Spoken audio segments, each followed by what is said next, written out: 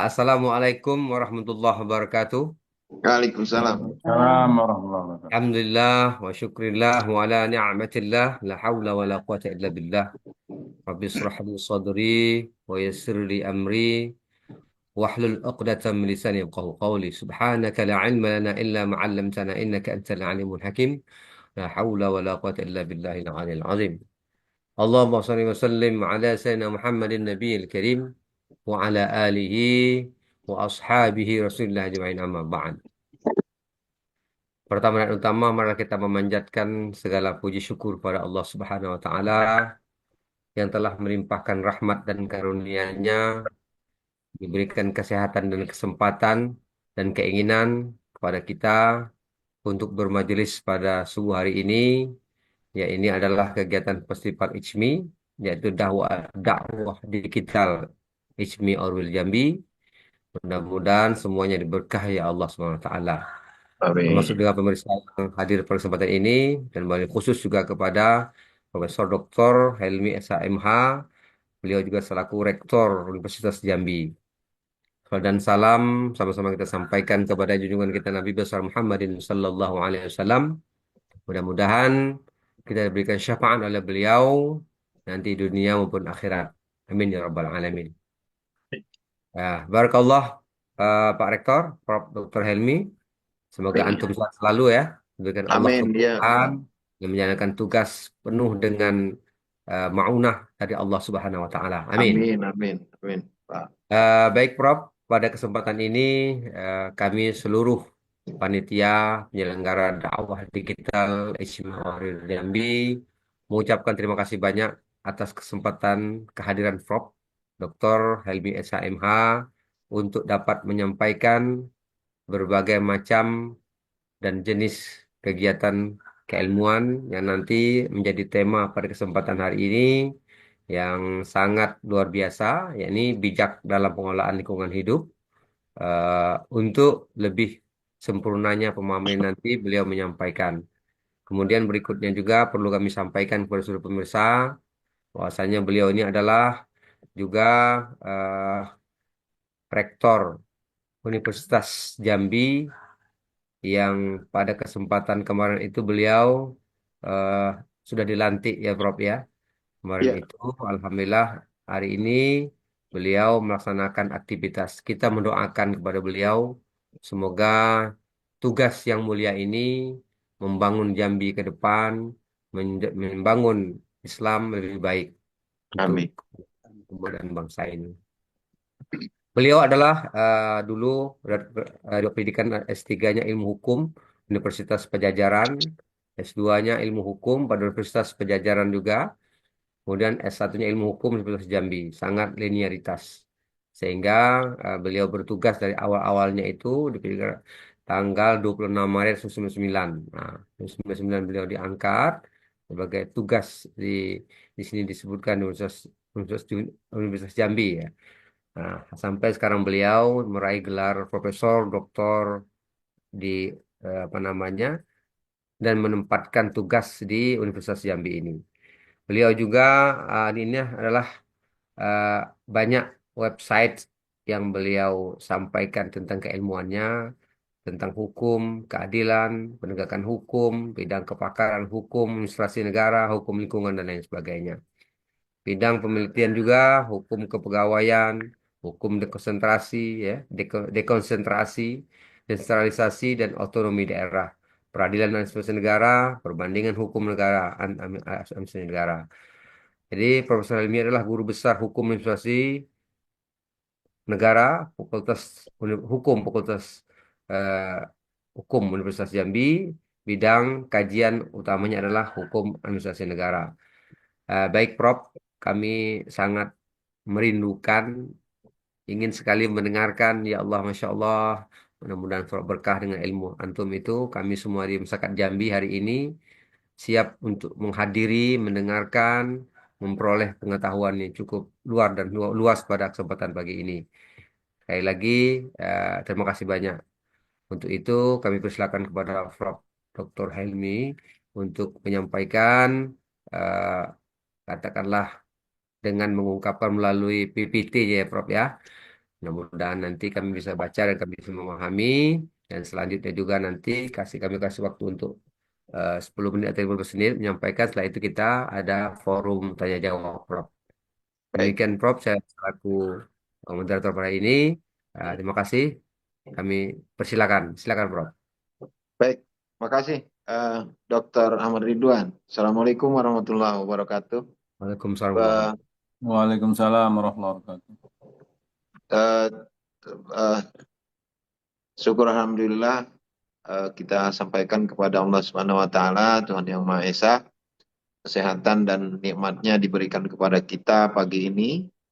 Yang kemudian salawat dan salam kepada Nabi besar Muhammad SAW, junjungan alam, Allahumma sholli ala Sayyidina Muhammad wa ala ali Sayyidina Muhammad. Yang terhormat, yang saya banggakan Profesor Mukhtar Latif, Ketua IPSMI Provinsi Jambi, kemudian para kiai malam ini, pagi ini hadir, dato-dato, kemudian bapak-bapak semua, ibu dari IPSMI di Provinsi Jambi.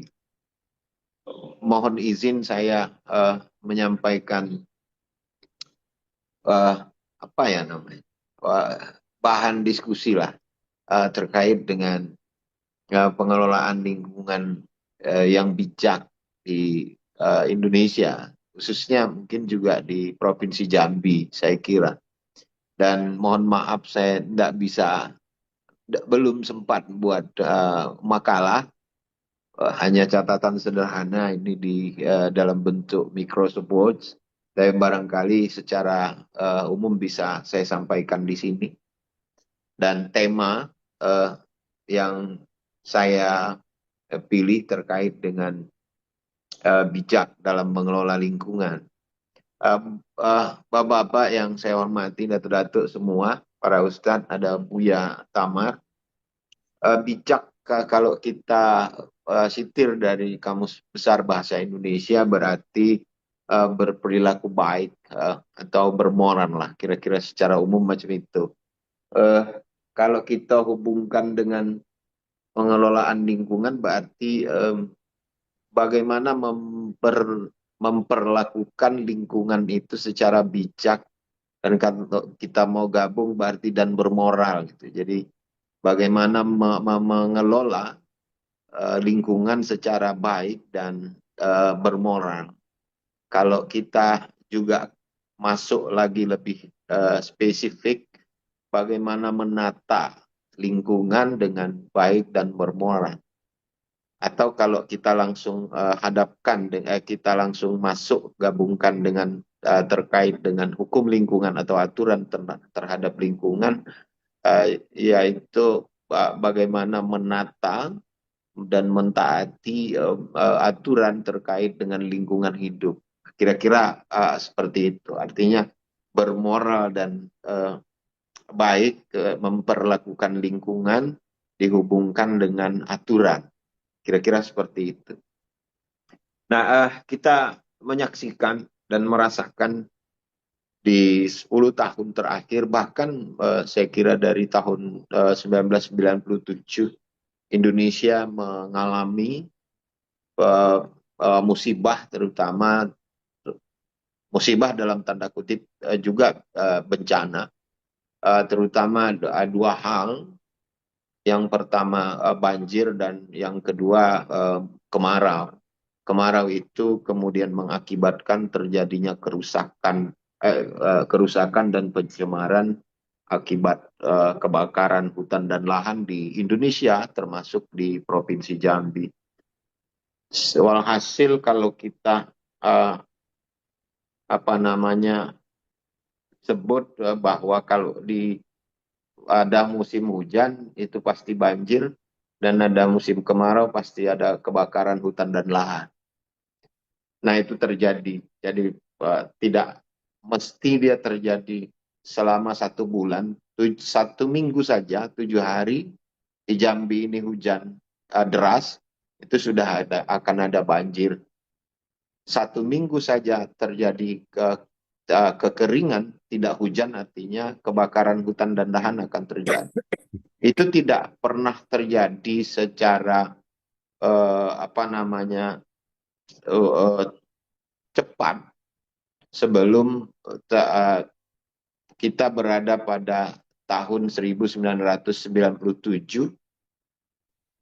Artinya di awal sebelum 97 itu hal-hal ini belum ada, kecuali menurut orang-orang tua saya, termasuk mungkin para bapak dan ibu datuk yang malam ini pagi ini hadir, itu tahun 95, maaf, tahun 55 pernah ada banjir besar di Indonesia, terutama di Sumatera. Nah, terkait dengan itu kalau kita lihat memang persoalan kita baik di hulu dan di hilir terjadi kerusakan, pencemaran lingkungan hidup akibat dari sebagian besar karena ulah manusia. Jadi kita sebagai khalifah di muka bumi itu jelas sebenarnya tidak boleh merusak. Perlakuannya terhadap lingkungan memang harus arif, harus bijak, dan harus bermoral.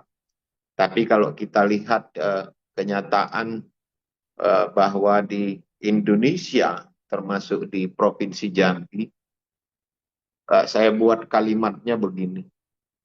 Karena akibat perbuatan manusia, maka kemudian terjadilah bencana terus-menerus di negara ini.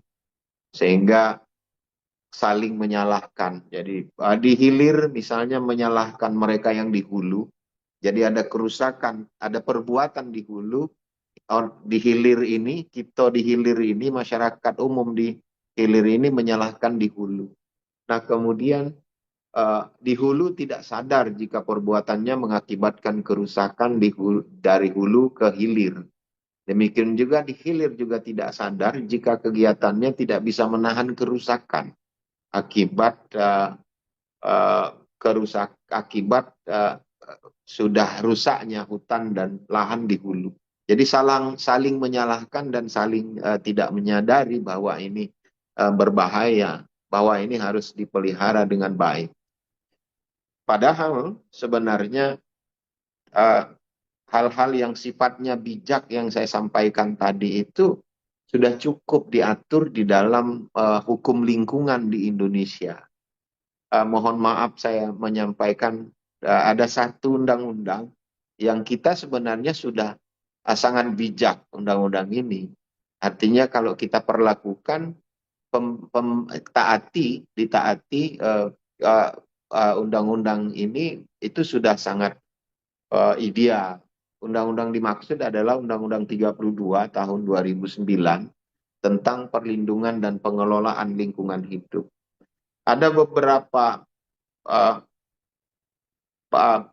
ketentuan, terutama yang pertama alasan dibentuknya undang-undang ini.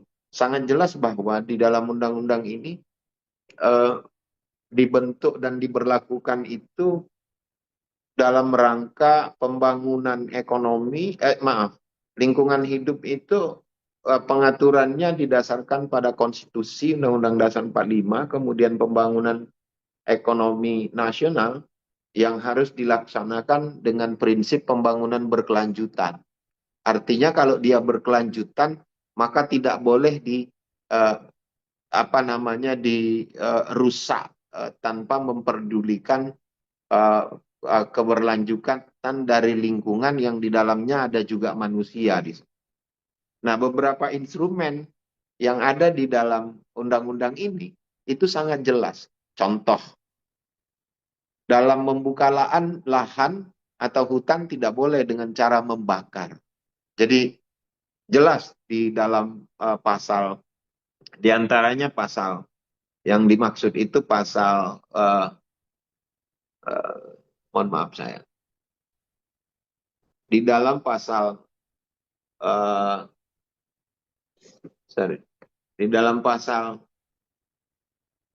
69 ayat 1 Undang-Undang 32 tahun 2009, huruf H menyebut dilarang melakukan pembukaan lahan dengan cara membakar. Nah, Bapak-bapak, para kiai, yang saya hormati. Tetapi ternyata memang yang terjadi justru pembukaan lahan selalu dilakukan dengan cara membakar.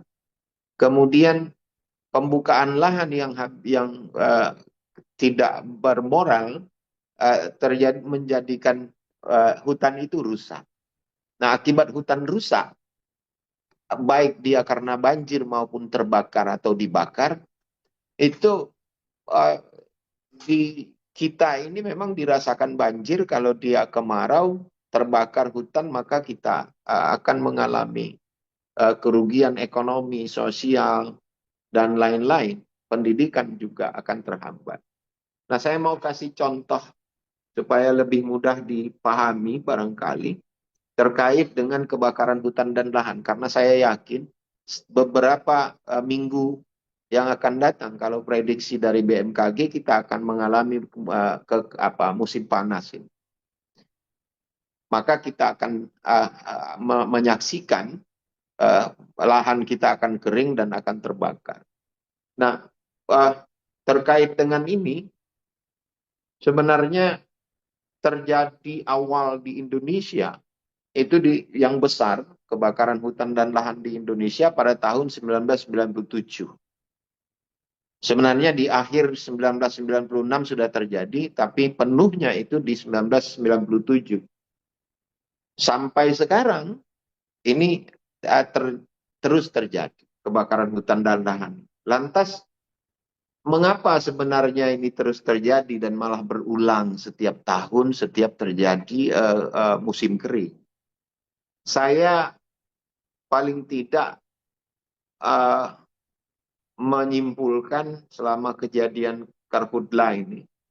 Itu yang pertama karena memang tata kelola pemanfaatan hutan dan lahan di Indonesia itu tidak taat pada aturan. Jelas sekali. Termasuk sistem perizinannya. Jadi izin yang seharusnya tidak diberikan kepada lahan-lahan yang fungsinya untuk melindungi kawasan justru diberikan izin. Contoh di lahan gambut. Lahan gambut yang kedalamannya lebih dari 3 meter itu sebenarnya tidak boleh dilakukan aktivitas di sana. Nah, sekarang di Provinsi Jambi, di kawasan daerah Kumpe dan ke dalam sana, itu sudah yang ada gambutnya itu sudah ada izin semua. Atau sudah ada aktivitas semua di sana, terutama perkebunan. Yang kedua, perbuatan itu sengaja dan ada juga tidak disengaja. Nah, jadi kebakaran hutan dan lahan itu ada, kalau di dalam hukum itu ada satu imbuhan kata yang akibatnya luar biasa. Yang pertama, kalau dia dibakar berarti dia ada kata di sana. Dibakar berarti kesengajaan. Ada berarti tidak sengaja, ada kelalaian. Tapi dua-duanya ini sebenarnya melanggar hukum. Baik ada dibakar maupun dia terbakar, dia melanggar. Kalau dia berarti sengaja, kalau berarti dia tidak disengaja. Nah, kadang-kadang dibolak-balik. Sebenarnya lahan itu dibakar dengan sengaja, tapi kemudian di dalam proses ternyata dibuat menjadi terbakar.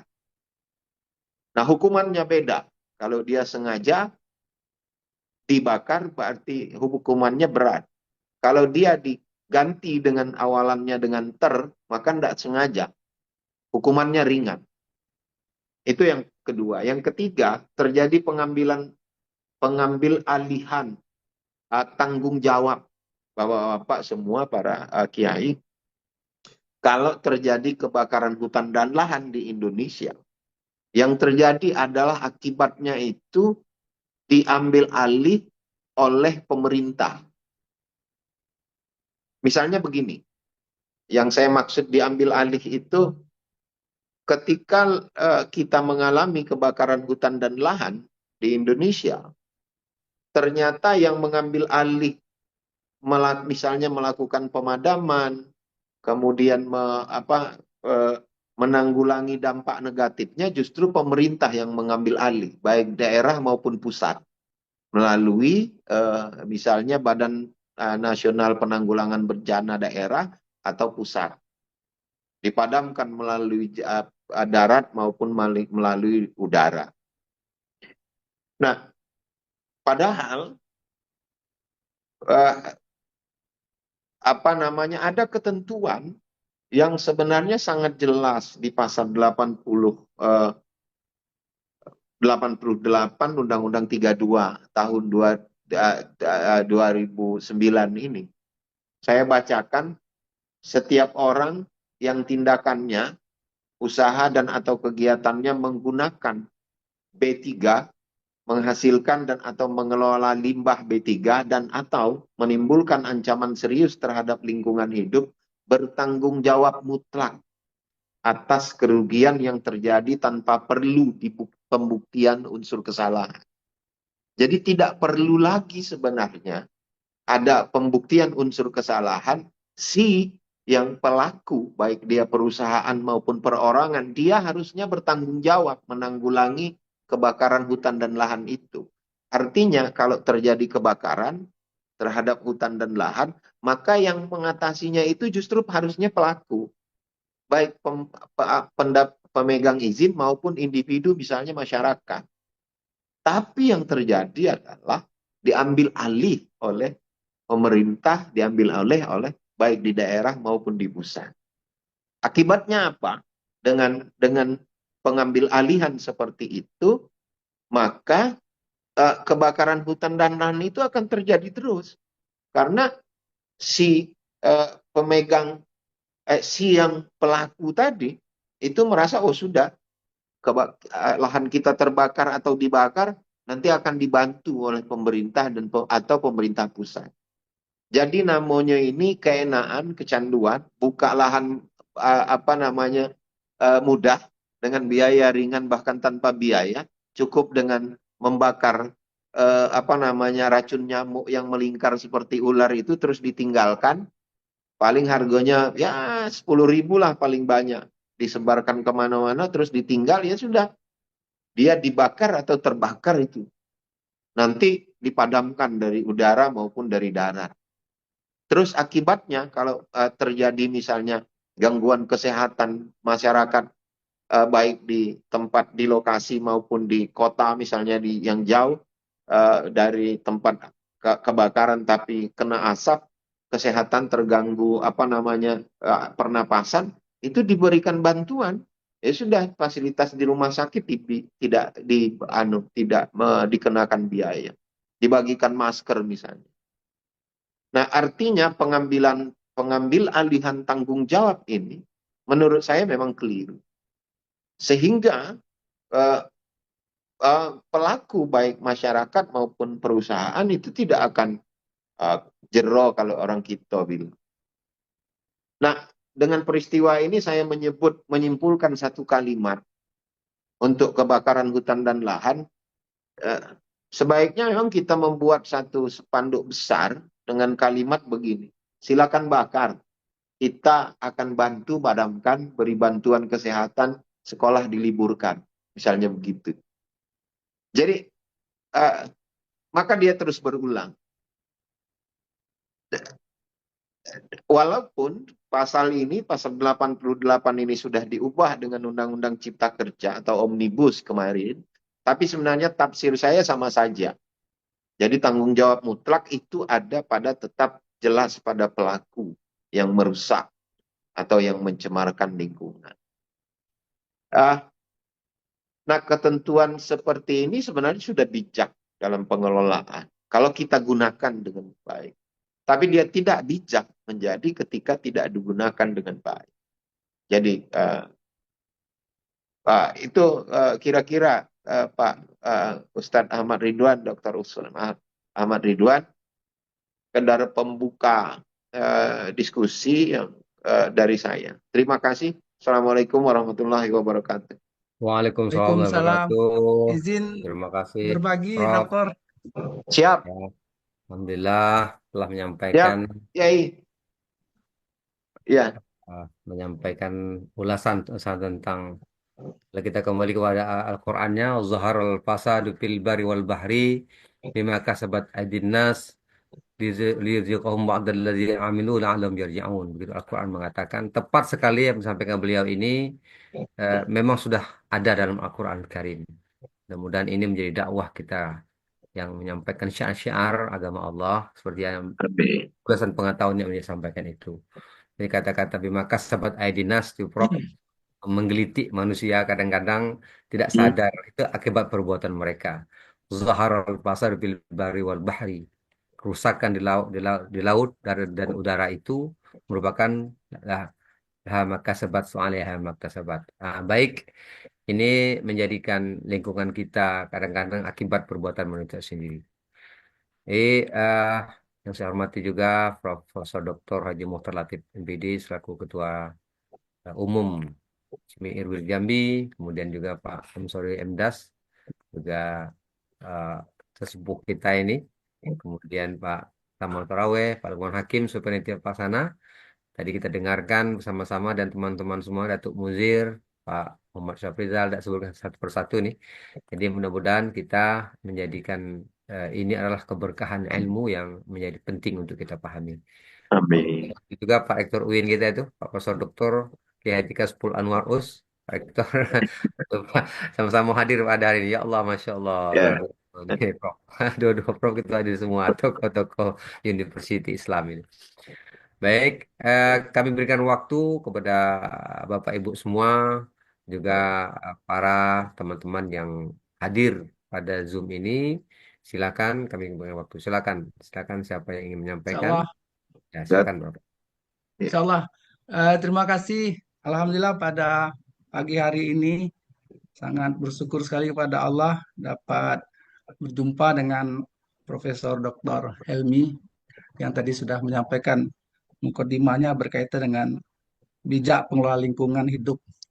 Dan juga saya berbahagia juga pada hari ini karena di forum dakwah digital kita, majelis kita ini sebelumnya ada rektor IPB yang sudah men-share materinya, begitu juga ada rektor UIN Islam Negeri Jambi, Prof. Dr. Kaspul Anwar As, dan juga Masya Allah banyak para profesor, peneliti-peneliti hebat, dan juga para kiai buya yang dapat berbagi dalam dakwah digital kita. Dan hari ini tanpa terasa kita sudah masuk ke 25 Ramadan. Berkaitan dengan topik tadi yang disampaikan oleh Prof. Helmi, Masya Allah, saya sangat bahagia sekali. Yang pertama ada tiga variabel kalau saya cermati tadi. Pertama bijak, yang kedua Ya, pengelolaan, dan ketiga kaitan dengan lingkungan hidup. Nah, saya ingat ketika waktu kuliah-kuliah di Jogja dulu, ya. ketika kebetulan saya dari engineering nih, Prof. Oh, Ya, sipil itu ada kaitan dengan struktur, transportasi, dan juga tentang air. Nah, siap. ketika saya kuliah tentang pengairan, khususnya bendungan dan irigasi, nah, sebelumnya kita diberi teori-teori lah sedikit tentang rekayasa lingkungan. Nah, ketika itu eh, dosen atau profesor itu menyampaikan bahwa kerusakan alam itu banyak didominasi oleh faktor kausalitas alam. Ya, itu tidaklah salah. Seperti contoh banjir karena ada penggundulan hutan, atau sekarang banyak hutan-hutan beton sehingga hutan-hutan vegetasi itu sudah berkurang dan lain sebagainya. Ya, itu tidaklah salah, memang betul alam dan manusia. Tapi kalau kita korelasikan dengan epistemologi ilmu, kadang-kadang kita ini walaupun muslim atau pakar sekalipun, kadang-kadang kita terjebak dengan pemikiran klasik yang diilhami oleh pemikir Plato, yang beliau ini adalah gurunya Aristoteles. Ya, Dan juga dia belajar dari Socrates. Kan paham beliau dengan filsafatnya itu, pengenalan ilmu itu hanya berangkat daripada empirical, ya, indrawi dan rasional, atau akal. Padahal pagi-pagi ya Rasulullah, dan kalau kita lihat konsep Al-Quran yang dibawa oleh Rasulullah, bahwa kita tidak cukup dua itu. Kita memiliki tiga. Samping berikal, ini tidak bisa kita apa lewati, artinya memang inilah nikmat Allah, panca indera kita ini, yang juga akal kita rasional. Tapi ada satu lagi, yaitu otorita wahyu atau firman Allah.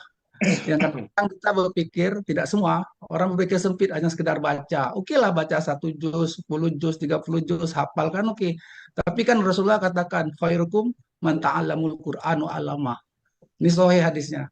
Sebaik-baik kamu orang yang belajar Al-Quran, tapi tidak stop di situ, yaitu mengamalkan dan mengajarkannya. Aplikatif itu. Nah, berkaitan dengan topik tadi, eh, kita kan sudah di breakdown juga di dalam Al-Quran itu. Tadi Prof mengatakan sebagai Khalifah fil ar.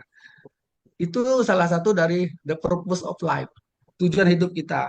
Karena dalam Al-Quran tujuan hidup kita itu yang pertama ibadah, bisa dilihat di 5156 surat Az-Zariyat, khairu ummah.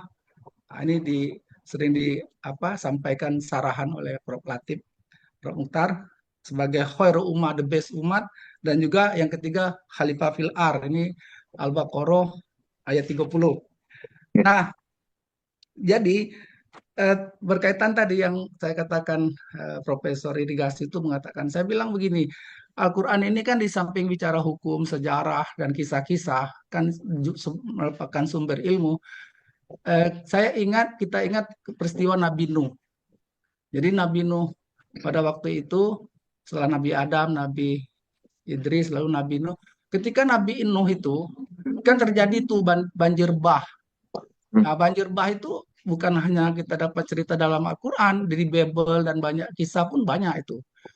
Itu istilahnya cerita ini bukan bohong, tapi cerita ini memang berdasar.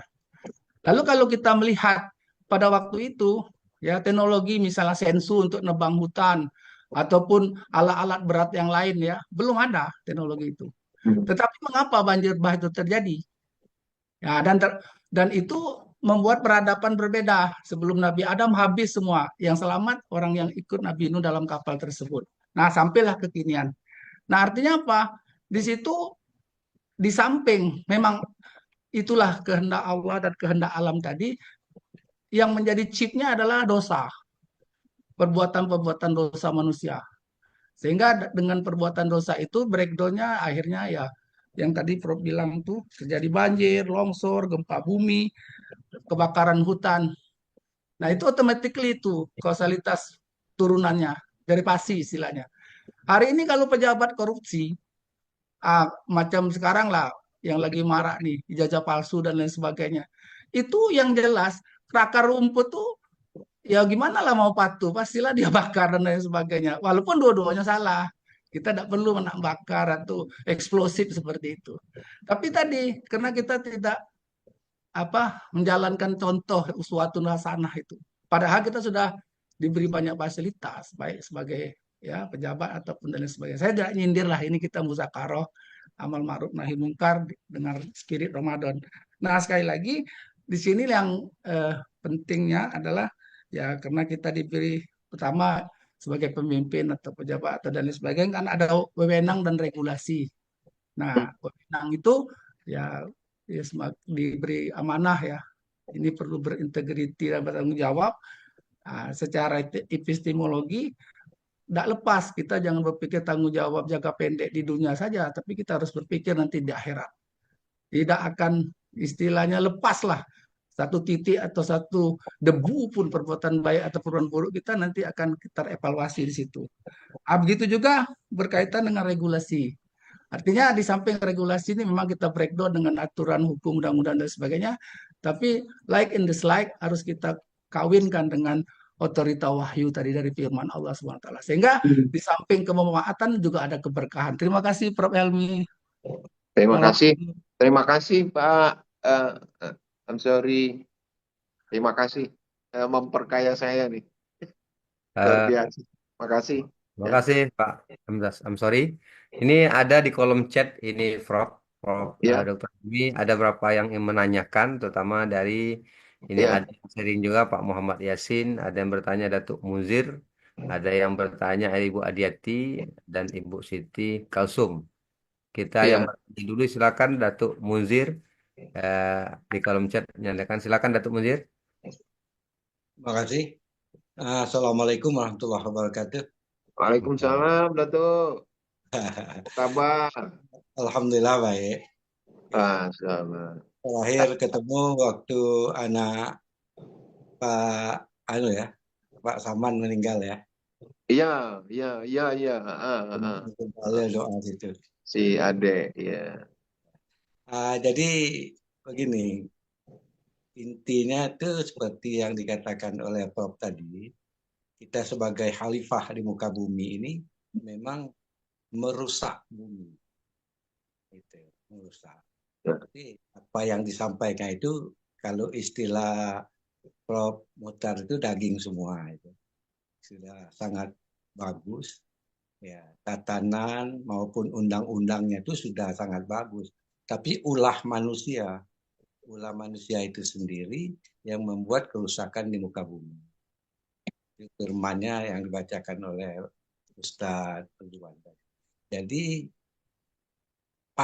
titik pangkal dari apa ini kerusakan alam itu, terutama hutan-hutan, waktu balok yang begitu gencar, ditebang sehingga papan itu, kayu-kayu itu mubazir banyak. Saya kebetulan tinggal di Seberang, kan Pak Helmi pernah ke rumah Iya. Seberang. Ya. Jadi di daerah Hulu, daerah Iya. dekat jembatan Audrey 1 itu tuh banyak pabrik-pabrik kayu. Sehingga kayu waktu itu papan hanya digunakan yang bagus saja. Yang lainnya dibuang. Jadi terbuang. Hutan-hutan gundul. Nah, jadi inilah penyebab utamanya. Sehingga kalau dulu saya masih kecil, tahun-tahun 60-an, sampai tahun 70, akhir 70-an, itu Datuk alam Muzir silakan ke pertanyaannya Datuk Muzir. Langsung to the point. siap. Ya, Silakan. pertanyaan kami, Ya. kenapa undang-undang itu ada, tapi sebagai pelaku malah tadi dikatakan kalau terjadi kebakaran, ya malah dipadamkan oleh pemerintah. Seharusnya pelaku yang membakar seperti pakai apa tadi, pakai obat nyamuk dengan sengaja sebenarnya itu kan sudah rahasia umum. Ada pakai obat nyamuk hanya uh, apa bermodalkan bensin setengah liter dia sudah bisa membakar sebanyak itu. Nah, kenapa harus dibelanya maksud saya itu dipadamkan oleh helikopter yang begitu dari biaya pemerintah, jadi menyusahkan. Apakah pelaku ini ditindak atau bagaimana? Demikian, terima kasih. Ya, makasih. Baik, terima kasih. Ada kita sisihkan 3 pertanyaan dulu, Prof. Itu pertama dari Datuk Muzir. Ada pertanyaan berikutnya adalah Ibu Adiati. Silakan Bu Adiati, to the point. Silakan Bu Adiati. Halo Ibu Adiati. Assalamualaikum warahmatullahi wabarakatuh. Salam, Bu. Ya, senang bertemu dengan Prof. Fahmi. Siap. Wajahnya sering tapi belum pernah tatap muka. Iya, iya, Bu. Gini Pak, saya mau nanyakan kalau Iya, Bu. bicara tentang lingkungan ini merupakan suatu fenomena yang sangat besar yang belum terselesaikan bagi saya. Saya menatap sebagai kacamata masyarakat. Eh, Kenapa saya ngomong seperti itu Pak? Karena tentang pertama lingkungan batu bara Pak. Batu bara ini sampai hari ini belum kelar, Ya. yaitu salah satunya kami Pak ya, saya juga anggota ICMI dan juga guru SMK Negeri 3 di PAL 10. Itu korbannya banyak sekali, truk-truk besar mengangkat batu bara. Yang kita hubungkan lingkungan, kalau saya membaca beberapa data yang ada di lapangan, mereka ini membuat mengambil batu bara dan menjadikan batu bara tersebut kolam-kolam yang tertinggal. Belum Hmm. banyak untuk digunakan kembali, recycle kembali untuk tanaman atau bagaimana. Jadi kalau saya amati lingkungan kita ini perlu juga Pak ada tindakan hukum yang jelas. Tapi sampai hari ini, Bapak kan kebetulan pakar hukum, belum ada juga titik lanjutnya Pak. Apalagi kami di SMK 3 di PAL 10 itu, maaf Pak, mobil besar-besar itu sangat banyak. Dari jam 10 nanti jam 3 sore itu sudah nonstop. Kami saja mau keluar dari sekolah itu sangat sulit. Nah, ini Ya. kayaknya belum juga dituntaskan sampai hari ini.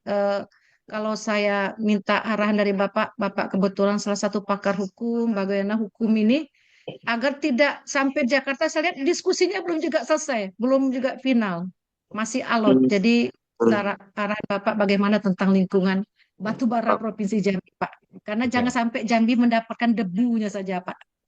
Itu saja, terima kasih, Pak. ya. Assalamualaikum warahmatullahi wabarakatuh. Allah wabarakatuh. Salam. Satu lagi barangkali kita sapa yaitu Ibu Siti Ummul Kalsum dari tadi ini. Silakan Ibu Siti Ummul Kalsum.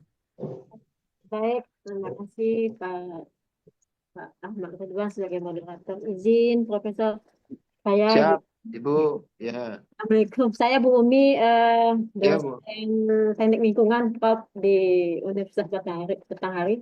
Satu Oh kampus ya. dengan Pak Amsuri Emdas, beliau senior saya, panutan saya juga. Eh, Terkait dengan hukum lingkungan tadi nih, Prof. Saya sebenarnya agak ada dulu pertanyaan anak saya, hukum itu dibuat untuk apa? Terus saya jawabnya, hukum dibuat untuk dilanggar, saya bilang gitu. Nah, keterkaitan dengan itu tadi, saya melihat di Jambi turunan dari peraturan perundangan yang dari pusat itu belum banyak di Jambi di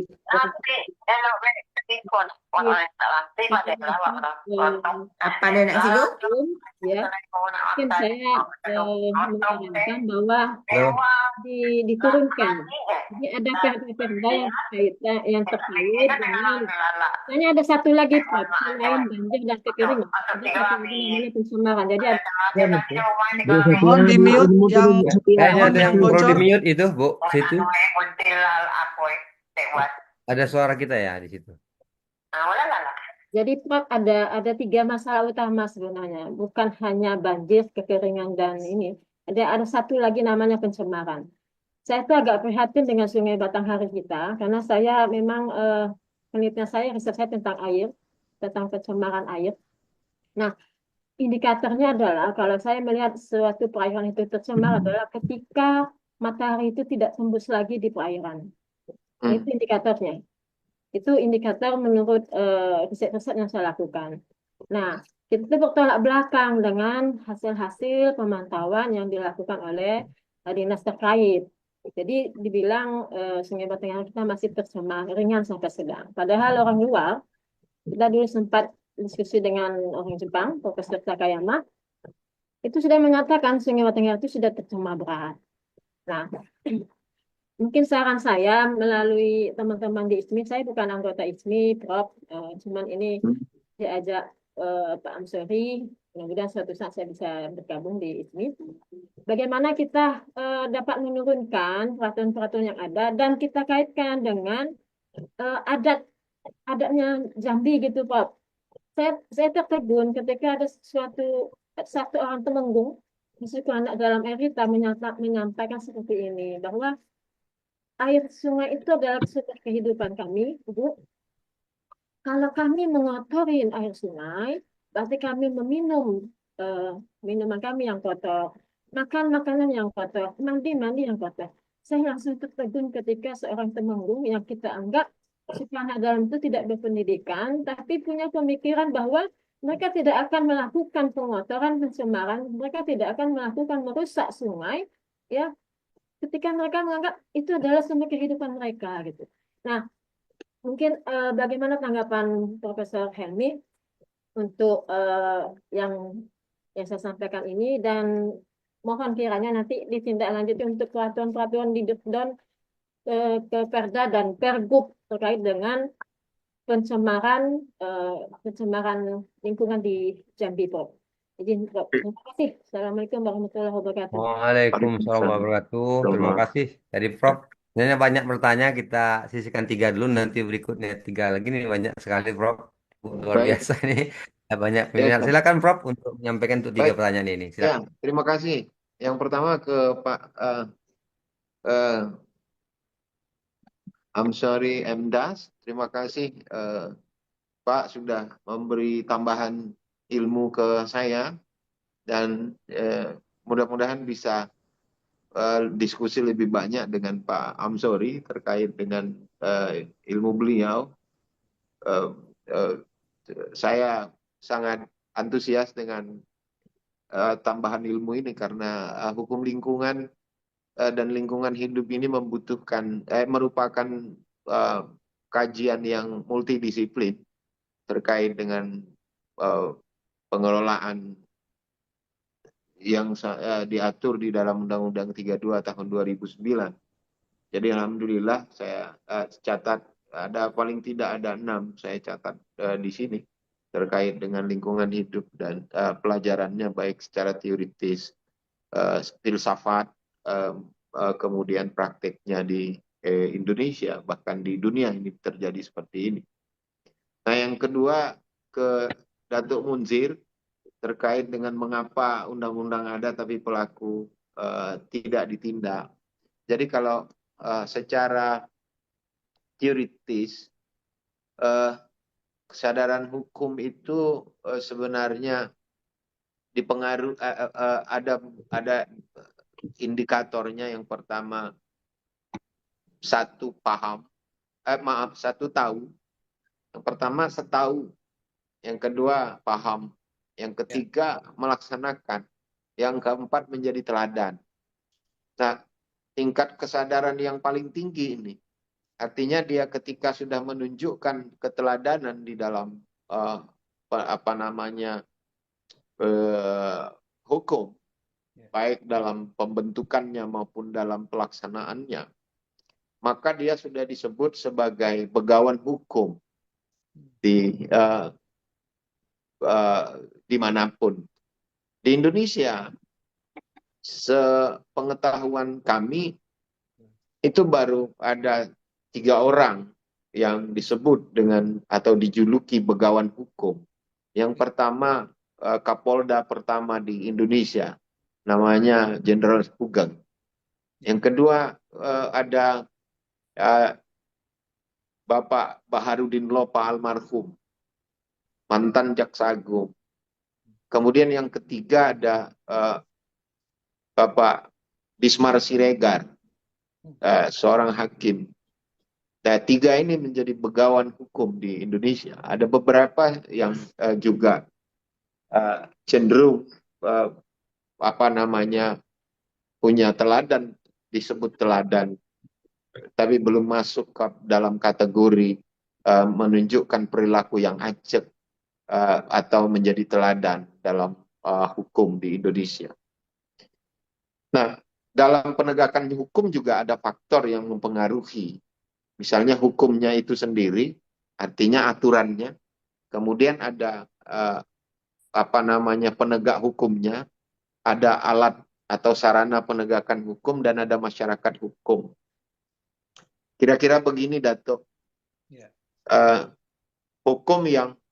Tekstual hukum yang baik, tapi kemudian dipegang oleh orang yang tidak baik, dia akan menjadi tidak baik. Tetapi tekstual hukum yang tidak baik, kalau dipegang atau dilaksanakan oleh orang yang baik, dia akan menjadi baik. Kira-kira begitu. Nah, kalau sekarang ini ada aturan, tapi tidak ditindak.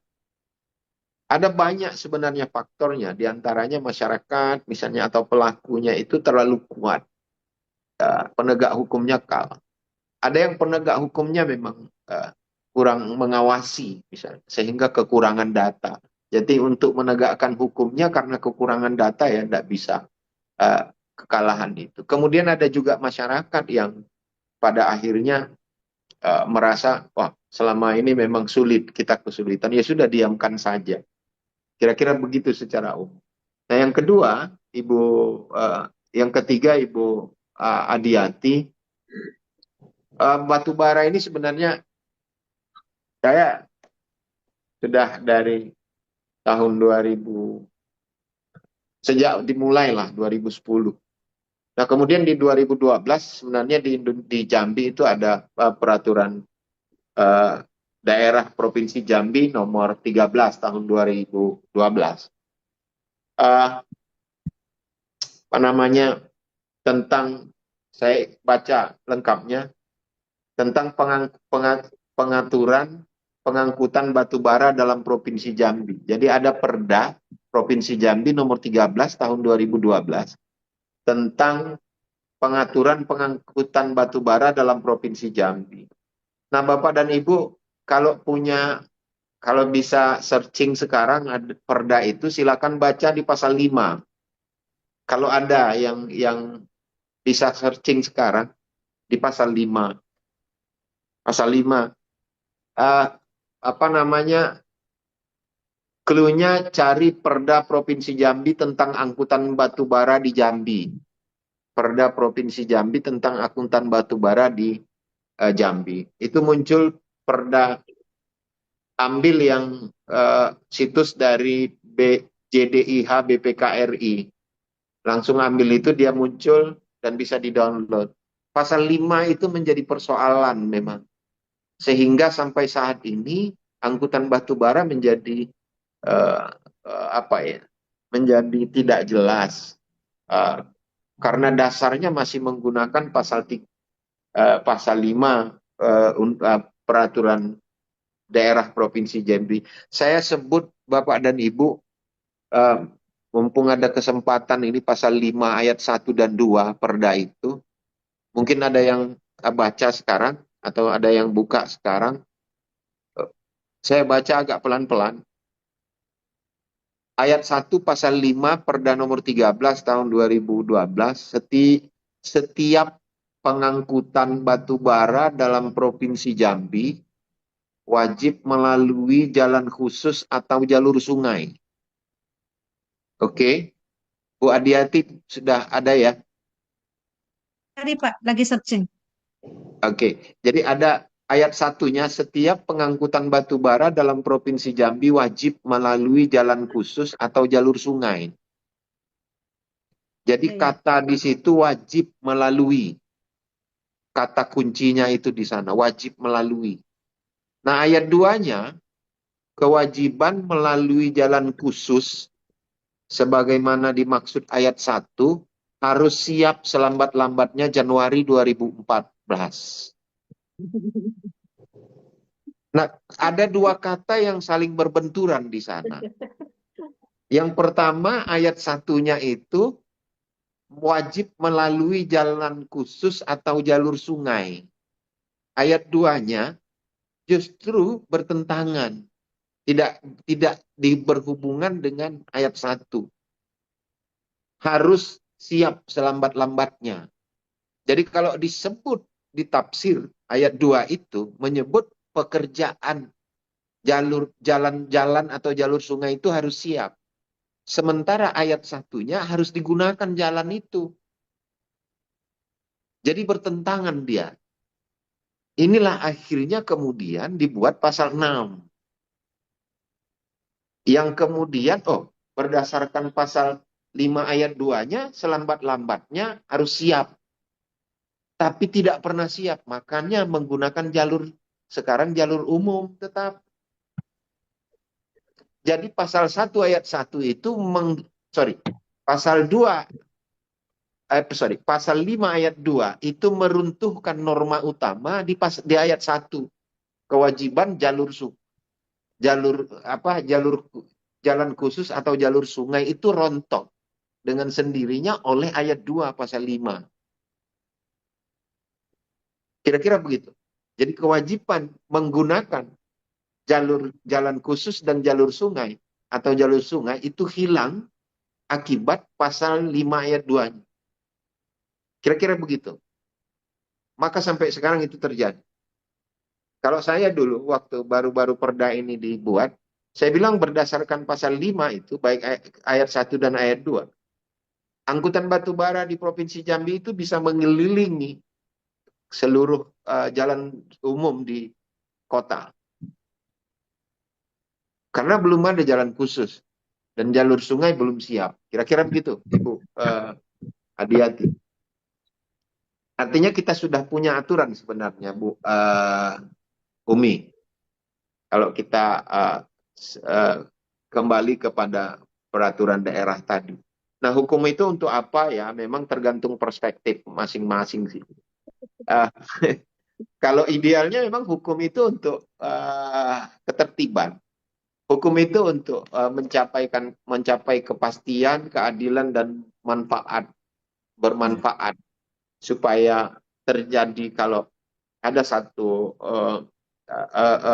filsuf hukum itu Jeremy Bentham dari Inggris. Beliau menyebut hukum yang baik itu adalah hukum yang menimbulkan kebahagiaan bagi sebanyak-banyaknya orang. Tetapi harus dulu adil, harus dulu pasti, baru dia bisa menimbulkan manfaat, kata Jeremy Bentham. Nah, teori ini sebenarnya dibalik oleh Bentham setelahnya, karena dia khawatir dengan perkembangan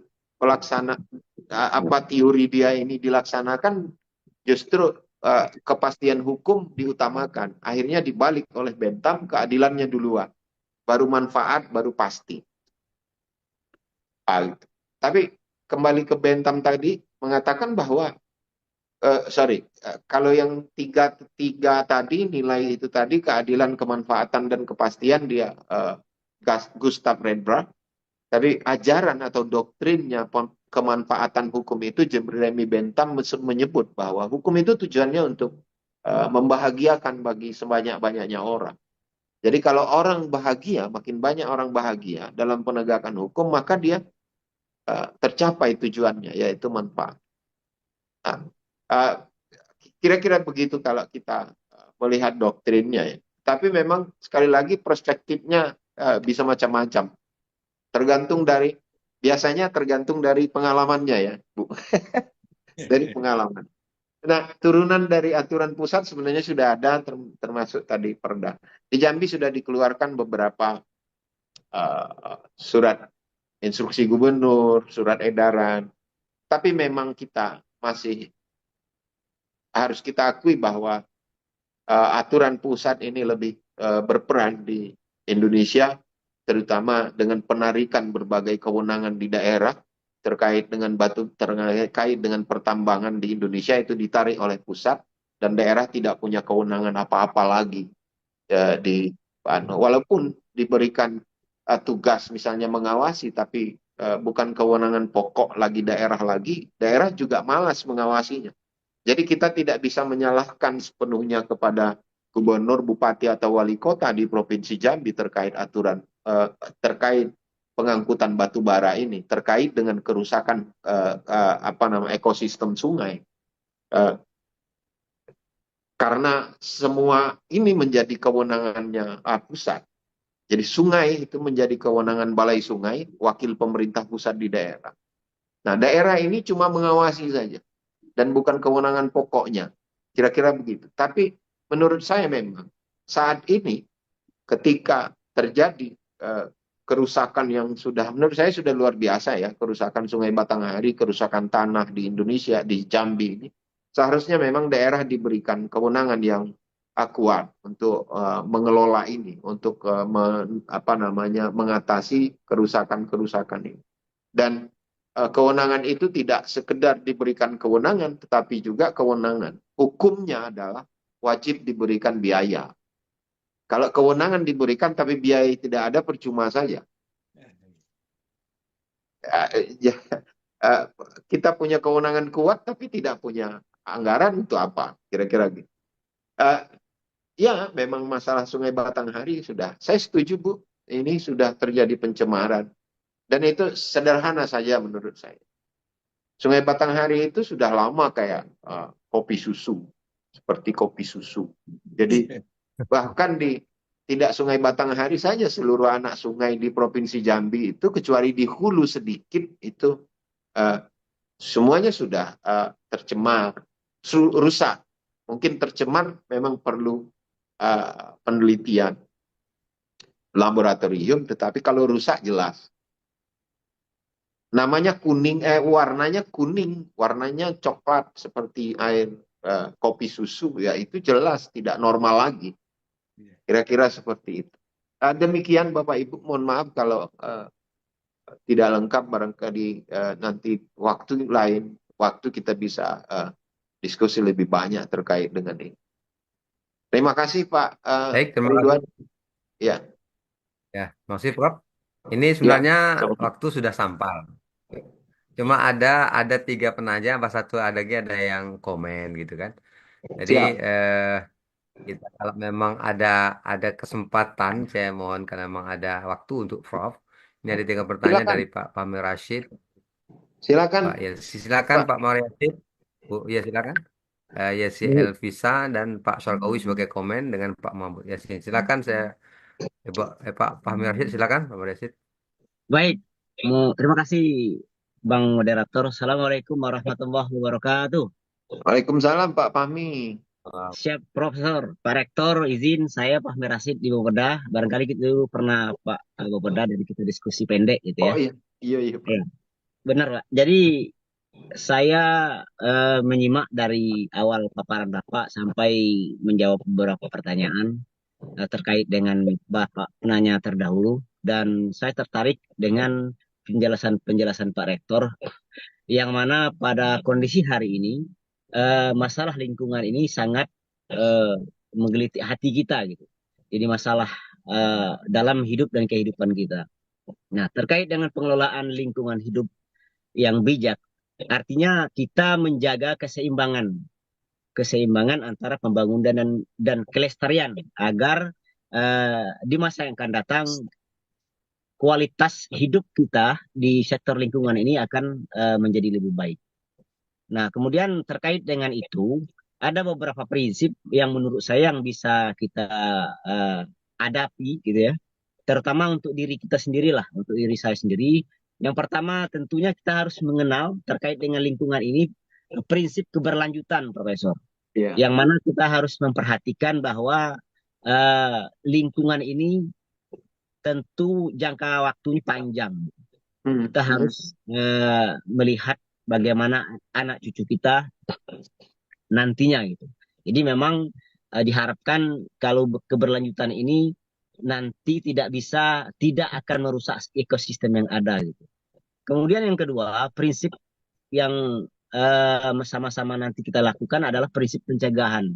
Tentu kita harus mencegah kerusakan lingkungan daripada dan memperbaikinya. Lebih baik mencegah daripada mengobati, kira-kira seperti itu. Jadi prinsip pencegahan ini perlu, terutama untuk para aparat penegak hukum dan masyarakat itu sendiri. Kemudian yang ketiga adalah prinsip partisipasi. Semua lapisan masyarakat harus tegak untuk itu, bahwa menyadari masyarakat kita harus mengerti dengan ekosistem yang ada. Contoh akhir-akhir ini seperti Profesor sampaikan tadi, hujan jangankan seminggu, Prof, hujan satu hari sekitar 5 jam atau 6 jam di Jambi ini sudah luar biasa. Di depan kuburan Cino itu pasti sudah banjir tuh, Prof. Ya kan? Nah, ini partisipasi dari semua elemen masyarakat, apalagi pemerintah. Kemudian yang keempat, kita harus mengenal yang namanya prinsip efisiensi dan daur ulang. Dulu zaman Pak Pasar dulu sangat dianjurkan 3R. Nah, zaman Pak Wali Kota Pak Dokter dulu. Pak Fahmi minta dipersingkat Pak Fahmi karena waktu kita ini. Satu lagi. Prinsip efisiensi dan daur ulang. Kita mengenal dengan adanya reduce, reuse, dan recycle. Nah, yang terakhir Pak Profesor ada nama prinsip keadilan ekologis. Ya. Nah, jadi 5 prinsip ini diri kita harus ada. Nah, kemudian yang kedua, sharing saja Prof, mungkin pengalaman Profesor terkait dengan Sungai Batanghari sudah seperti kopi susu. Ini mungkin ada masalah peti di situ, Prof. Penambang emas tanpa izin. Ini mungkin secara regulasinya seperti apa, apakah sudah ada korban di situ dalam artian korban ini pelakunya dijadikan tersangka dan sebagainya. Mungkin sedikit itu Prof untuk berbagi dan masalah peti ini menjadi masalah yang sangat dominan di Provinsi Jambi. Demikian Profesor. Assalamualaikum warahmatullahi wabarakatuh. Waalaikumsalam. Lanjut satu lagi Ibu Yesi Elvisa. Ya, Pertanyaannya dituduhkan Bu. Waktu ya, kita. terima kasih. Assalamualaikum warahmatullahi wabarakatuh. Waalaikumsalam Ibu. Izin Prof, saya Yesi Elvisa Prof dari Universitas Merangin Prof. Wah, Ya, salam kenal. Kebetulan ya, Prof, MOU-nya sudah kami kirimkan ke Unja, tapi tinggal iya. penandatanganan Prof, menunggu Oh, kesediaan Prof barangkali. baik, Kesempatan iya, ini iya. saya menyampaikan. Oh iya, segera. Iya, iya, Bu. Iya, Bu. Baik Prof, kami eh, di hulu ya, di hulunya Jambi. Sebenarnya saya aslinya dari eh, Kecamatan Lembah Masurai, Prof, di Kabupaten Merangin. Ini artinya sudah hampir di perbatasan dengan Jangkat Gunung Masurai ya, Prof. Nah, jadi memang seperti yang Prof sampaikan tadi bahwa memang hukum ini untuk membahagiakan sebenarnya bukan untuk dilanggar ya, Prof, tapi untuk membahagiakan semua orang.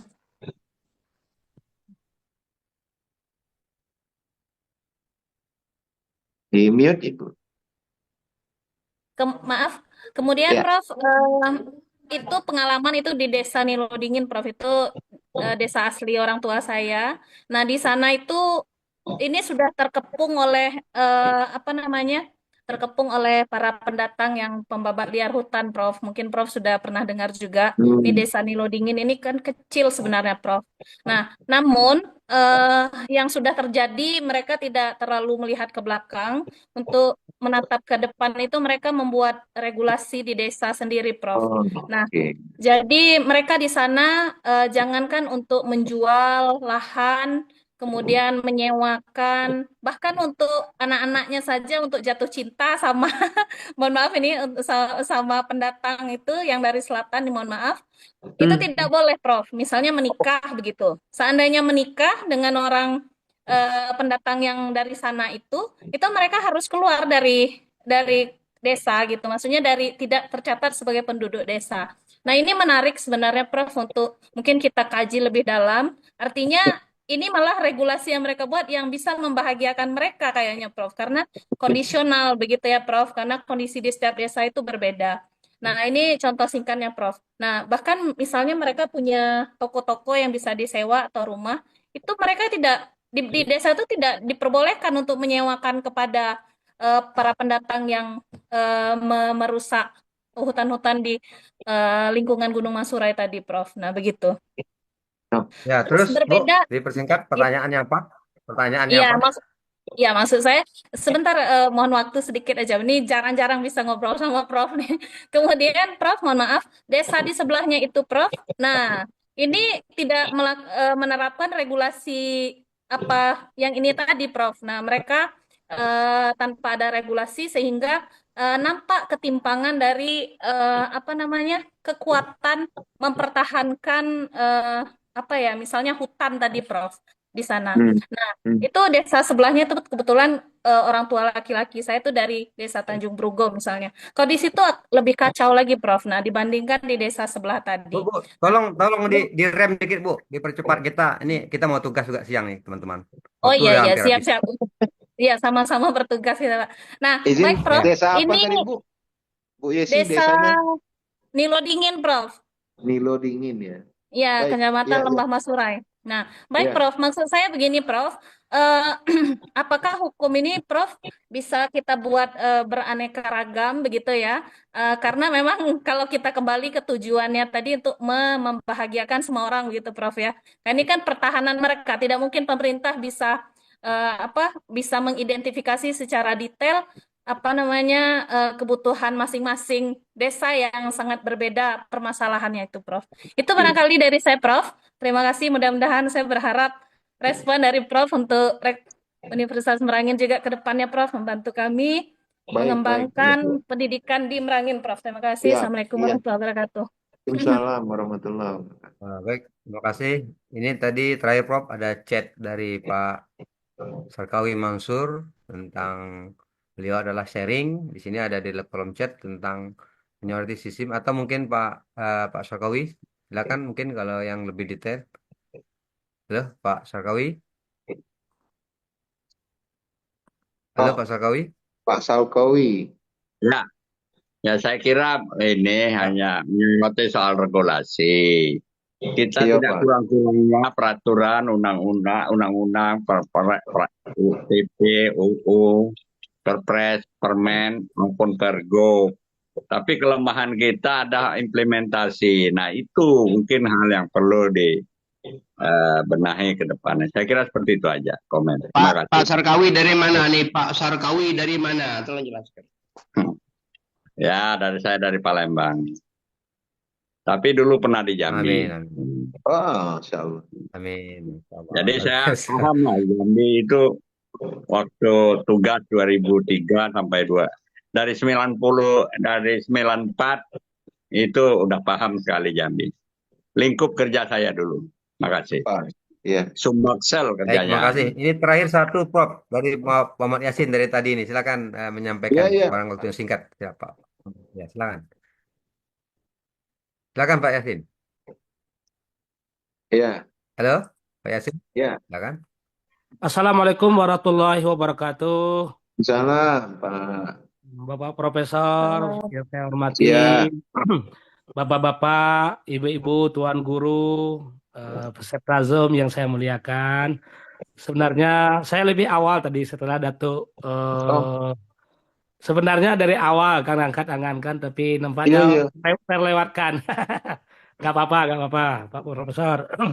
Ya. Jadi saya langsung saja. Saya melihat kita ini menurut Profesor Muhtar, guru saya, ada tiga hubungan yang harus kita jaga. Ya kan, yang pertama hablum minallah, menjaga hubungan baik dengan Allah. Kemudian hablum minan nas, menjaga hubungan baik sama manusia. Kemudian hablum minal alam, kata beliau, menjaga hubungan baik dengan alam. Hari ini dari pemaparan yang kita dengarkan tadi, memang sudah kompleks, ya kan? Kerusakan di darat, di laut, ya kan? Di udara, itu sebenarnya semuanya sudah terjadi. Dan faktor, mungkin yang pertama itu faktor alam, Profesor, ya kan? Itu faktor alam ini mungkin tidak separah faktor yang dibuat oleh manusia. Kalau faktor yang dibuat oleh manusia ini berkelanjutan. Hari ini kita lihat bukan tidak ada hukum, bukan tidak ada perda, bukan tidak ada aturan. Ada itu aturan. Cuman hari ini yang jadi persoalan itu konspirasi. Adanya persekongkolan antara pengawas dengan yang diawas. Inilah yang jadi masalah itu. Makanya salah satu pencegahan yang perlu kita mantapkan, kita kembali kepada Al-Quran. Kata Allah dalam Al-Quran, Bismillahirrahmanirrahim, mohon maaf, aqimis sholah, inna sholata tanha anil fahsya'i wal munkar. Dirikanlah sholat, sesungguhnya sholat itu pencegah perbuatan keji dan mungkar. Jadi perusahaan lingkungan ini kan sudah berbuat keji nih, termasuk kemungkaran, ya kan? Sebenarnya bukan mereka saja yang dirugikan, orang-orang yang ada di sekitar lingkungan itu juga ikut dirugikan. Makanya salah satu cara untuk mencegah mereka ini, ya kan? Bagaimana kita mengajak mereka kembali mengamalkan agama. Inilah salah satu cara menurut saya, ya kan? Kemudian hari ini peran penting dari pemangku kekuasaan itu juga penting. Hari ini kita mohon maaf, lah kan, pelaku perusahaan lingkungan itu yang menyuplai minyak siapa, ya kan, yang mendampingi ekskavator lewat siapa. Ini semuanya sudah kerjasama, makanya wajar lingkungan ini rusak, Pak Profesor. Terima kasih Pak Profesor, mohon maaf. Bila topik hidayah, wassalamualaikum warahmatullahi wabarakatuh. Waalaikumsalam. Terima kasih Pak Yasin. Ya, silakan Prof. Untuk Baik, terima kasih. dikomentari. Pertama Pak Fahmi, terima kasih sharingnya. Nah, terkait dengan Batanghari, Sungai Batanghari ada peti, iya aja, tapi ya kita tahu penindakan itu dilakukan, tetapi yang ditindak sama sih dengan pelaku karhutla. Jadi mereka yang di lapangan saja yang memang menjadi mudah ya untuk ditindak. Kira-kira begitu, sehingga memang sulit diberantas. Dan banyak yang tergantung di sana. Jadi banyak kepentingan di sana. Banyak orang berkepentingan di sana yang sangat bergantung pada hasil dari peti itu. Karena itu memang apa namanya memikat sekali. Apa yang harus dilakukan menurut saya sudah dilegalkan saja itu aktivitas. Tapi dilokalisir, ditata betul, dibuat kawasan pertambangan rakyat dan kemudian memang dilokalisir ya, dikelola secara profesional oleh pemerintah daerah, tetapi di bawah komando gubernur sebagai wakil pemerintah pusat di daerah. Nah, di lokasi-lokasi itu memang ditata dengan baik, tidak boleh di pinggir sungai, misalnya. Harus ada zonasi, ditaati zonasi sungai itu, tidak boleh dia ada zonasi sekian ratus meter dari pinggir sungai, itu tidak boleh ada kegiatan apalagi di dalam sungai, ada pertambangan emas tanpa izin itu. Nah, ini daripada memang berkelanjutan terus, liar terus, lebih baik memang ditata melalui perkembangan rakyat, pertambangan rakyat. Saya kira itu menjadi solusi yang kayak, kalau tidak salah saya 10 tahun yang lalu sudah pernah saya sampaikan tentang pertambangan rakyat untuk peti. Kemudian Bu Yesi, ya insya Allah nanti segera ditindaklanjut Bu, MOU-nya. Terima kasih, Prof. Ya bolehkah buat regulasi masyarakat? Boleh Bu. Bisa melalui lembaga adat di sana membuat regulasi, bisa bersama-sama kerjasama masyarakat adat atau kelompok masyarakat pengelola kawasan hutan untuk bersama dengan pemerintah desa membuat peraturan desa, usulkan dari masyarakat, kemudian disahkan oleh pemerintah desa bersama dengan BPD. Itu kemudian Pak Sarkowi, terima kasih Pak Sarkowi, Mang Sarkowi kalau gitu, kalau Om Plembang. Makasih, kelemahannya memang implementasi, saya setuju itu. Nah kemudian Pak Muhammad Yasin, terima kasih juga sudah memberi ada persekongkolan. Itu yang terjadi memang. Kepentingan ini sama-sama bertemu, tapi kepentingannya yaitu tadi untuk kemudian semata-mata mengeksploitasi sumber daya lingkungan, misalnya tanah kayu, tadi disebut oleh Datuk Munzir soal balok, misalnya, ya itu yang terjadi, tapi tidak dipikirkan bagaimana dampaknya. Tadi juga ada Pak Fahmi terkait dengan prinsip keberlanjutan tadi. Saya setuju itu karena itu bagian dari asas di dalam pengelolaan lingkungan hidup. Saya kira demikian. Terima kasih Pak Dr. Muhammad Pak Moderator, izin saya serahkan siap, Prof. kembali. Ya. Ya, baik, terima kasih. Terima kasih Prof atas ulasan, pemahaman, Baik. ilmuwan yang dikaji, yang solusi yang cukup luar biasa pada pagi hari ini tentang lingkungan dan hukum lingkungan yang bisa dapat kita tarik berbagai benang merah di antara persoalan ini. Jelas tadi kita mendengar ada hukum itu sendiri, ada penegakan hukum, dan ada sarana alat penegak hukum itu sendiri. Termasuk juga penegakan hukum adat yang sangat beliau sampaikan juga cukup luar biasa. Tinggal lagi kalau kita bicara kepada Jambi ini kan ada Undang-Undang 20 namanya Prof.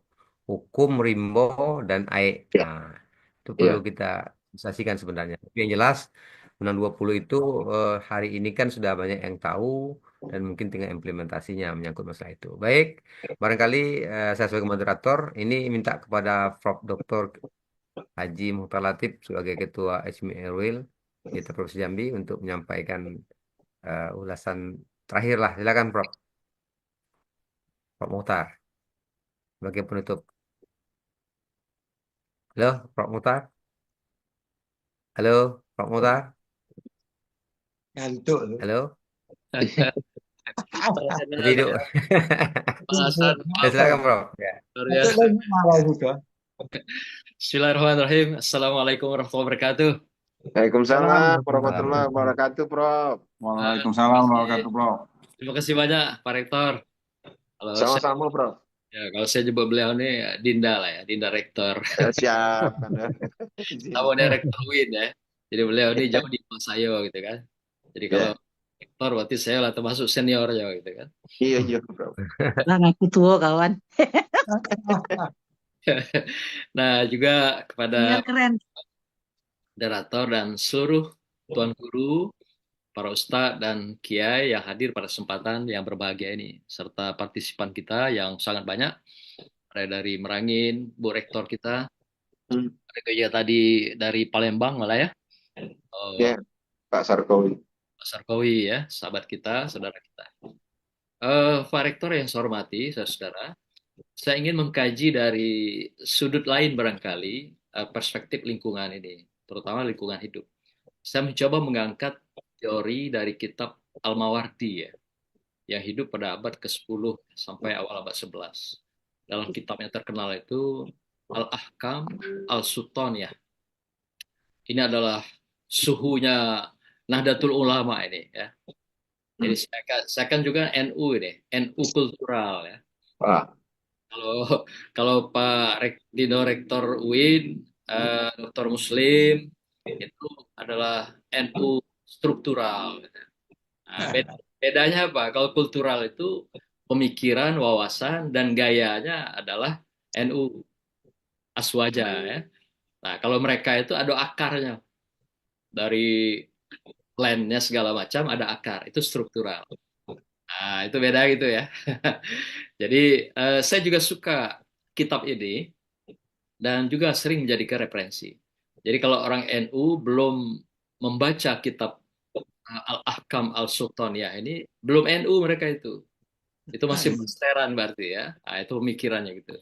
Jadi ini memang betul-betul kitab yang dijadikan sandaran untuk menegakkan pemerintahan di dalam sebuah negara agar terwujudnya pemerintahan yang memang baldatun thayyibatun wa rabbun ghafur. Ini konsepnya Al-Mawardi.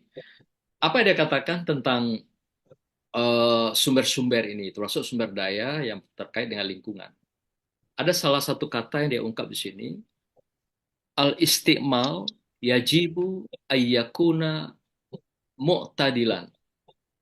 Beliau mengatakan penggunaan, pengelolaan, atau pemberdayaan di dalam pengembangan sumber-sumber daya, alam, lingkungan hidup, dan sebagainya harus dikelola secara moderat. Nah, makanya NU kan pakarnya, tokohnya moderasi itu. Sekarang dikembangkan dalam konteks moderasi beragama. Ternyata Al-Mawardi juga memberikan moderat itu dalam konsep lingkungan. Artinya bagaimana membangun lingkungan itu, memberdayakan lingkungan itu secara moderat. Yaitu moderat itu pandangan dia dengan inklusif, demikian juga manusiawi dan beradab. Istilah Pak Rektor tadi, Indah Helmi. Jadi lingkungan itu harus dikelola dengan arif, bijaksana, dan bermoral. Nah, itu ya. Jadi konsep beliau ini begitu sebenarnya. Jadi betul-betul inklusif, manusiawi, dan beradab. Jadi artinya ketika mengelola lingkungan, harus dikelola betul-betul dengan maslahatnya itu memberikan inklusivitas bagi semua pihak, para pihak, dan bukan sepihak gitu. Nah, ini kan mulai kita masuk dalam pembahasan yang menarik dalam konteks ini, dalam pandangan Al-Mawardi ini. Nah, jadi dalam konteks moderat atau mu'tadilan istilah Al-Mawardi ini adalah beliau mengatakan kiasnya kepada kepemimpinan. Di mana seorang pemimpin, kata dia, al-khilafah hiya al-ra'iyah al-ammah dinul ad-din wad dunya.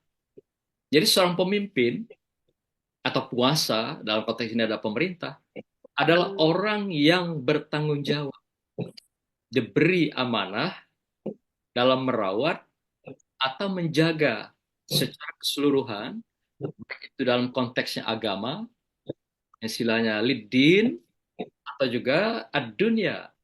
Dan dunia itu dia gambarkan di sini adalah seluruh potensi sumber-sumber, termasuk lingkungan-lingkungan yang ada, dan sumber daya alam yang ada dalam kawasannya. Artinya, pemerintahlah yang lebih bertanggung jawab sebenarnya dalam amanah untuk menjaga dan merawat daripada keseluruhan, daripada aspek-aspek sumber daya ini, termasuk lingkungan itu. Jadi istilah dia itu khilafah ya al-ra'iyah al-ammah. Nah, di sini konteksnya yang sangat jelas itu diberikan kewenangan, amanah, dan tanggung jawab di dalam mengelola, mengembangkan, memberdayakan, termasuk melindungi lidin wa dunya, agama dan seluruh potensi yang ada di dalam alam ini atau dunia ini. Nah, oleh karena itu prinsipnya, kata Al-Mawardi, harus 4 hal ini dalam pemerintah yang dipandang tadi harus menegakkan secara moderat itu untuk lingkungan ini. Jadi istilah moderasi lingkungan. Kalau kita kan masih kenal istilah moderasi beragama. Tapi Mawardi sudah sampai kepada moderasi lingkungan. Sampai begitu cara berpikir dia melihat jauh ke depan. Gitu. Nah, sekarang kan baru diterapkan istilahnya moderasi beragama.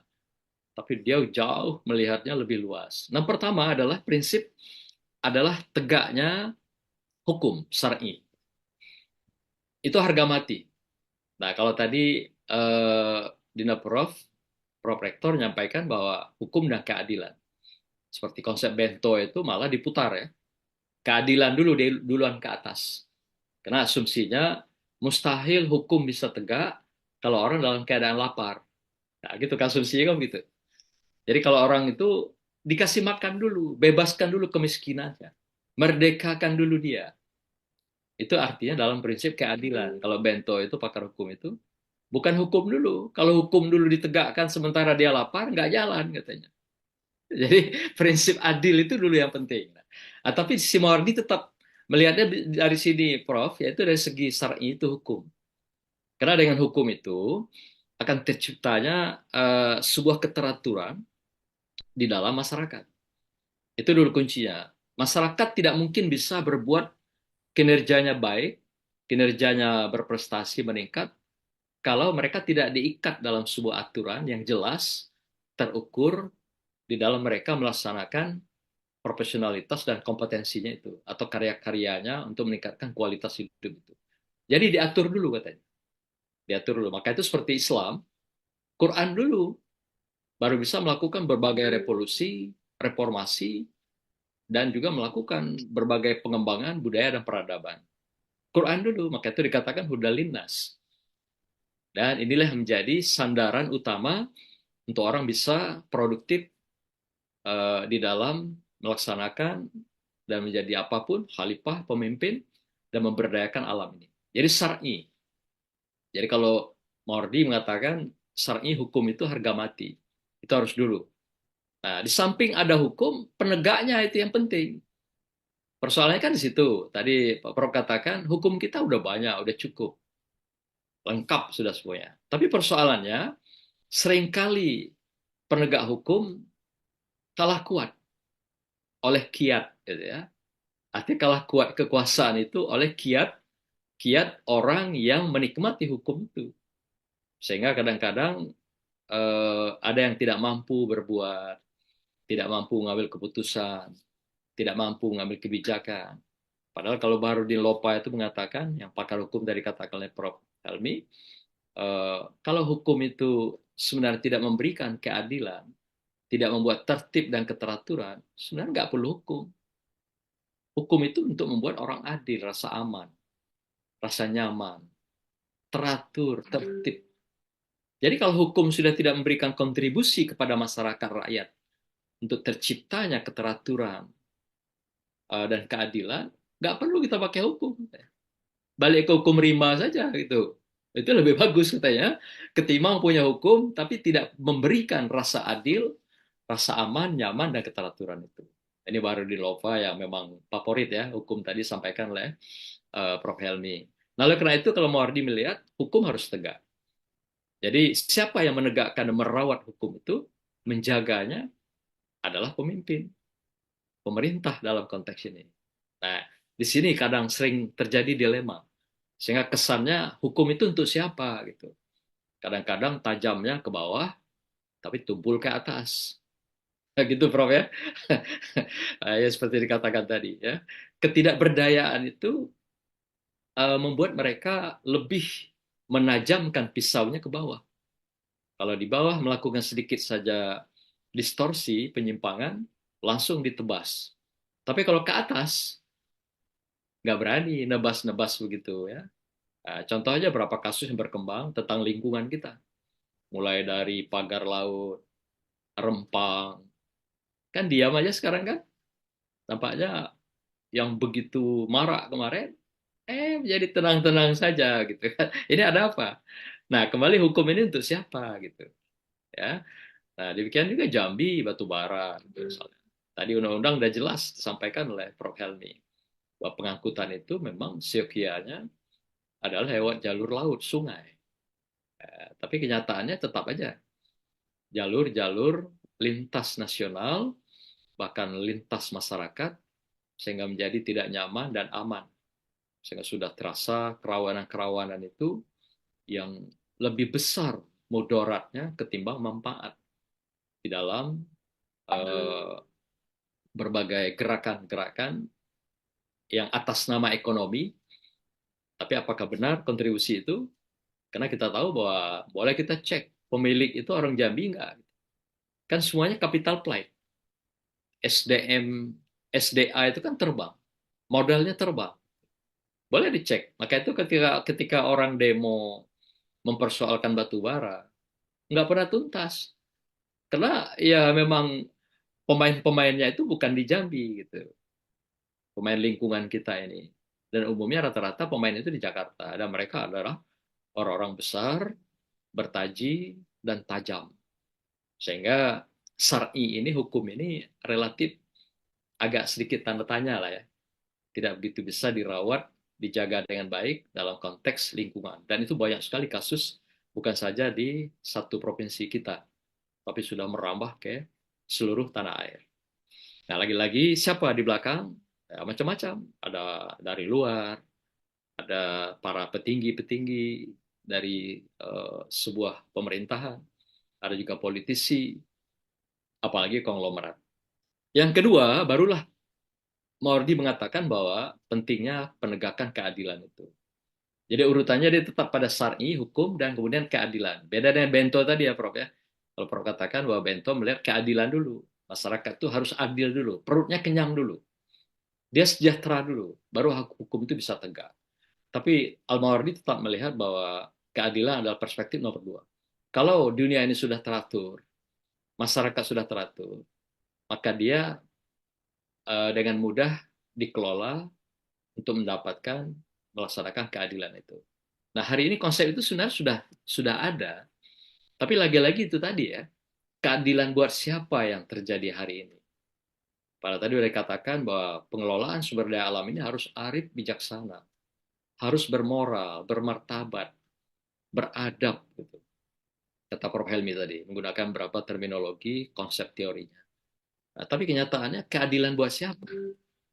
Apakah masyarakat di sekitar sumber daya alam dan lingkungan yang dikelola oleh pengembang begitu besar, mereka sejahtera nggak? Mendapatkan keadilan nggak? Nah, belum lagi kalau kita bicara dengan seperti anak suku dalam tadi ya, suku anak dalam. Dari ibu siapa tadi? Apalagi itu, pada itu kan adalah rumah mereka. Itu adalah kehidupan mereka gitu. Tapi atas nama pengembangan strategis aset negara, maka itu bisa dilakukan apapun oleh pengembang atas nama negara, atas nama hukum. Kan segalanya kan begitu yang dibawa sebagai labelnya gitu. Ini proyek strategis negara. kan proyek strategis negara, PSN. Sama kan pagar laut juga begitu. Dibawa nama atas nama PSN. Padahal enggak gitu. Enggak masuk dalam wilayah PSN di sana. Malah itu adalah bagian dari harus yang dilindungi gitu. Tapi realitanya laut dipagar, dipatok-patok, dibikin sertifikat. Jadi kalau lihat dari kenyataan ini, rasanya jauh dari keadilan ya. Jauh dari keadilan itu. Malah mereka melepaskan tanah-tanah, sumber kehidupan itu pun di bawah tekanan, under pressure. Sehingga memang jauh dari spirit keadilan itu.